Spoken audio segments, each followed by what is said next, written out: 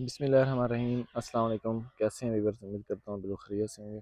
अच्छा, आज सॉरी अप्रैल के मंथ में हमने पानी का कैसा शेड्यूल रखना है अपने ग्रेप्स में। तो कोशिश करनी है इस टाइम आपने अपने जो पौधों को है वो पानी कम देना है, क्योंकि इस टाइम जो फ्रूट बनने का अमल होता है वो बड़ी तेज़ी के साथ हो रहा होता है।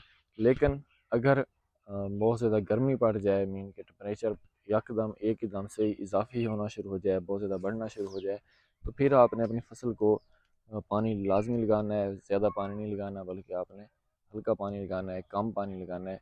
मेन ये है कि जो आपकी फसल है, जो आपका पौधा है, उसकी जो मिट्टी होनी चाहिए वो नम होनी चाहिए। वो मैं अभी आपको दिखाता हूँ, ये आप लोग पौधा देख सकते हैं।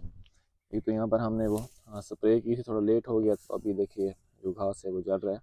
तो अगर आपकी जो प्लांट्स है उसकी मिट्टी इस शेप में है, देखें ये बिल्कुल अभी ये नम है। इसको कुछ दिन पहले ही पानी लगाया है, मीन के इसको कल पानी लगाया है।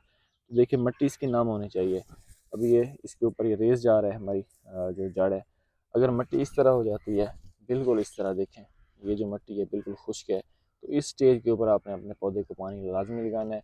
मीन के बहुत ज़्यादा पानी नहीं लगाना, कम पानी लगाना है, लेकिन जो वतर होना चाहिए आपके पौधे के जड़ में, वो वतर लाजमी होना चाहिए। कोशिश करें कि जो आपने पानी लगाना है वो भी जड़ से दूर लगाना है, ताकि आपके पौधे के ऊपर जड़ को अगर डायरेक्ट पानी लगेगा तो फिर उससे भी काफ़ी ज़्यादा बीमारियों के एक्टिव होने के चांसेस बढ़ जाते हैं। तो अप्रैल में आपने ये करना है, अपने पौधे के तो कम पानी लगाना है, क्योंकि उस टाइम ये फ्रूट मेच्योर हो रहा होता है।